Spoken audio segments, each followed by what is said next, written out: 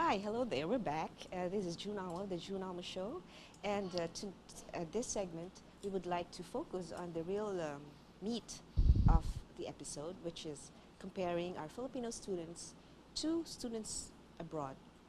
So we would like to ask our expert again here, Mr. Roger Bartholomew, how our students compare to students abroad? Whoa, that's quite a tough question. You know, kids are kids. Whether they're Philippine kids, whether they're British kids, whether they're Malaysian kids, kids are kids. Some of them are very highly motivated, some really like studying, some can't wait to leave school, etc. I'm a little lucky in my position that I tend to see the best of the Philippine students. First of all, Inter-Ed puts students to study all over the world, and we tend to see the students who come from the good schools, the strong social economic backgrounds, and some of these kids are fantastic. They go overseas, they get first-class honours degrees, they graduate right at the top of their class, and whatever business and stuff they go into, before long their name is being heard because they're really very, very good. And many of the students we've placed to study overseas are huge household names here in the Philippines. Wow. And I also get to see really good students at Southville.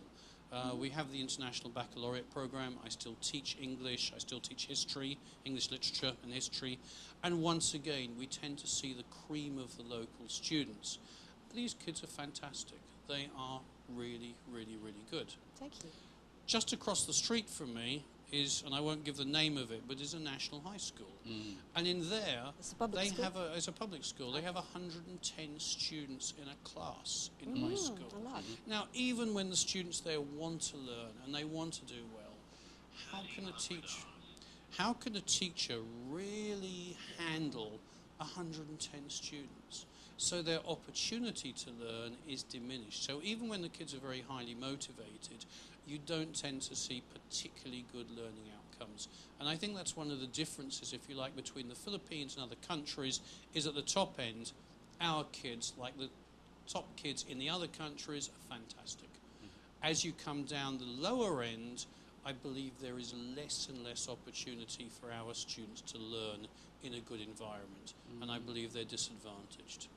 I wanted to ask you a while ago, that being the case, where people cannot afford to send their children, for example, to an institution of higher learning such as yours, of the quality of education that maybe they deserve. I remember from a while back, a personal friend of ours who owns Ceresal University, Armand Fabella. Remember, He recommended former that yes. instead of people being pushed to take college courses, we should develop our vocational courses, which is right out of high school. You're trained for a trade rather than a profession. Yep. What do you think about that? I think he's right. There's a perception issue here, though. Many parents feel that they are downgrading their children's education if it's not a bachelor's degree. But if I think about the UK, who really makes the money? The plumbers, the welders, the electricians, the carpenters, Yes, labor is the expensive abroad, people who have what I'm going to call them skilled labour. Yes, kill them. They're always needed. The people who plaster your kitchens, the people who put in your bathrooms, whatever, they're in constant demand. They're highly skilled. They're very, very good at what they do, and they earn a lot of money. You get a cold winter in England when the pipes freeze and burst. The plumbers are rubbing their hands. They're going to make millions. And they're laughing at school teachers, Exactly. you know, who are still earning their regular salary. So in many ways, I agree with him. Britain tends to divide things up kind of this way, in that 12% of students go to high school graduates go to universities where they're going to do research-based degrees. The same number again go to universities that are basically taught courses, they're applied degrees. So that counts for maybe 25%. Another 40% go to colleges, higher ed colleges, where they learn the technical vocational skills, and about 35% go straight into jobs where they don't take any further education because it's not needed for that kind of job. So in essence, the skill and education level of British students very much matches the skill and educational level of the jobs available. So that's what I'm saying, that usually the British system is very efficient. So even with the matching of the courses in school, or the students, and the job requirement, it's always, you know. It's worked matched. out that way. Whether this is planned or whether it's coincidence, I'm not entirely sure. But I think the kids who are at school, I mean, some kids can finish school at 16 with nothing, but they're going to work on the farms with their parents, they're going to do manual labour jobs, and they know the jobs are out there, and they know what they're going to be paid. And by the time they're 21, their salaries will have gone up a lot, and in fact they'll be higher than people leaving university getting their first jobs.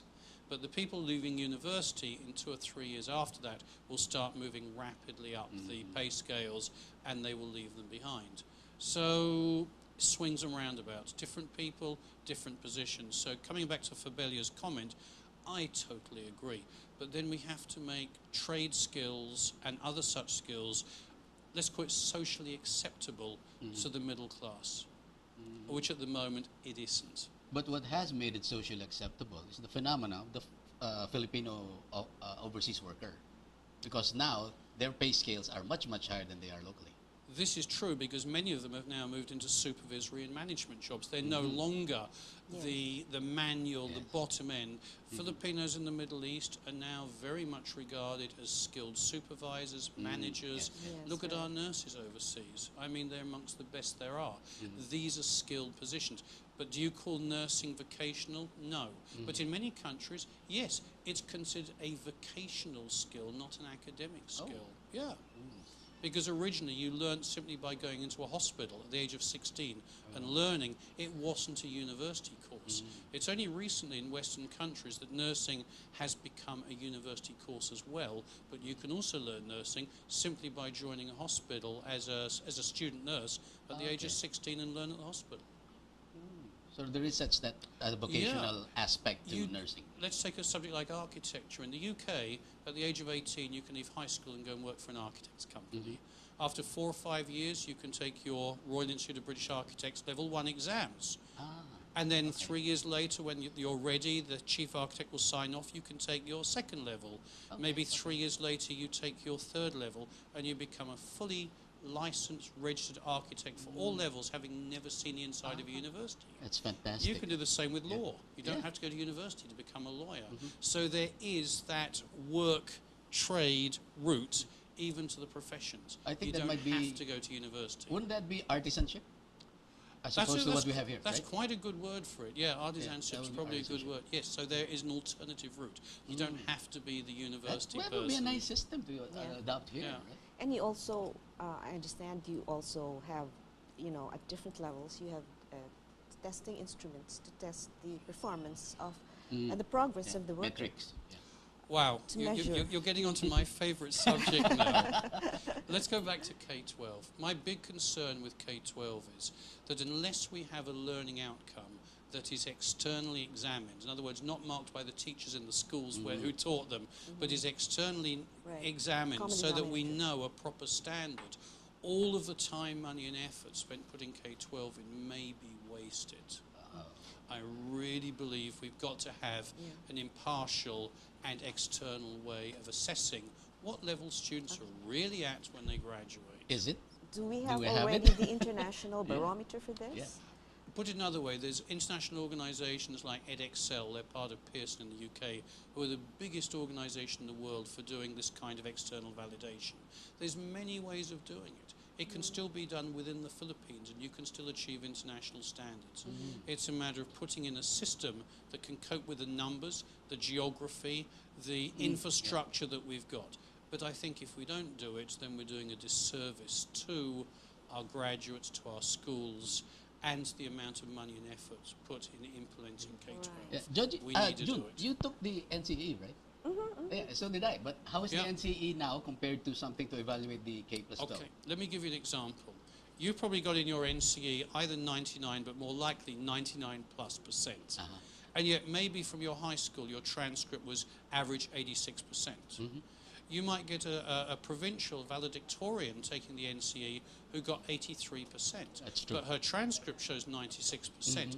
This is the disparity that I'm talking about. So normally the NCE was used not to validate the student, but the school where they came from. So when I would look at NCEs, I'm looking at the school, not the student. So here's the problem. We need to bring the lower schools up to a certain standard. So we might need one form of testing at the age of about 16 when they've done 10 years. And then those who are below a certain level maybe should do the vocational that you were talking about. And then those who are higher should maybe do a more academic final 2 years. Or if the academic ones want to do vocational, that's their choice, they can, and so on. So we do need to have some form of testing to know the real standard they're at. If it's done within the school, it's going to be very subjective because teachers will not want to show that their students haven't achieved. Yeah. So you're saying that this is like a guidance instrument to guide which field the student should concentrate I into. think that should be included as well. Now, there is something like that around at the moment. There is a form of aptitude assessment being done. I would like to see both. I'd like to see the academics assessed and the aptitude assessed. And then there has to be a consultative process between the students and the school as to where they go. You can't just say to a student, you must do this. There's got to be a consultative process. Particularly with the parents. Much better with the parents. My personal knowledge of students once they read about the age of 16 is parents tend to let them, do most of the decision making, but it's ideal if the parents are involved, absolutely. So going back to the real topic here about how our students fare globally.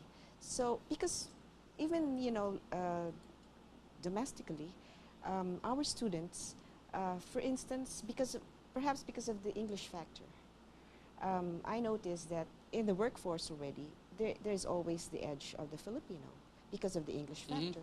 So do you think that even if, for instance, they study here, right here in the country, straight from kindergarten to university, do you think they are still, how do they still fare? Again, schools vary in their standards. Those who get the opportunity to go to the good schools fare very well. Why? The teacher's teaching them to speak good English. They get forced to write essays. They know how to write reports. They become good at those. They can use language well. On top of that, they've got a second and even a third language. They might speak Tagalog or Cebuano, or for many of them, they'll speak Fukien or Mandarin. Fantastic.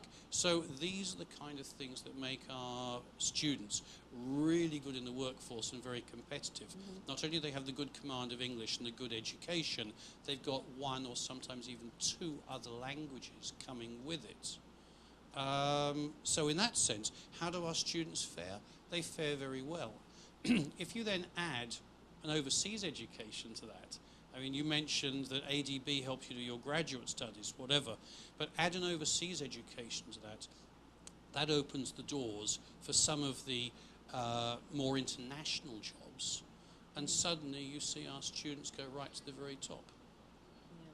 Fantastic. That's fantastic, So, of course, with the opportunities, because we are already in a global community, so, of course, if they have opportunities to live and breathe the educational climate and elsewhere. And English, as you mentioned, is one of the key factors. Yes. But I'll give another example. I used to hitchhike around Europe when I was a kid. I remember being given a lift by a guy in Holland. He spoke to me in perfect English. And I found out later he was Dutch. But he also spoke perfect German, and he spoke perfect French. Whoa. Why? Well, because nobody speaks Dutch. And here's the problem with being a little too nationalistic and saying, okay, we must use Filipino as the national language. We restrict ourselves by doing that. So for me, the fact that English is being used for the education is one of the things that gives us a competitive advantage. Now, don't get me wrong. I would like to see the other languages still kept in the curriculum. It's great to have your own personal language, your own regional languages. I think that's fantastic. But like in England, we have a country called Wales, part of Great Britain, and there's sometimes discussion, should we have an all-Welsh-speaking school in Wales? My answer is no, because then their employment opportunities are only going to be in a very small area. But if they can communicate well in English and continue their Welsh language, that's really the best of both worlds. Great. Oh, that's great. So, well, please do stay with us because we have some more from our expert here, Mr. Roger Bartholomew. We shall pause for a few reminders. We'll be back.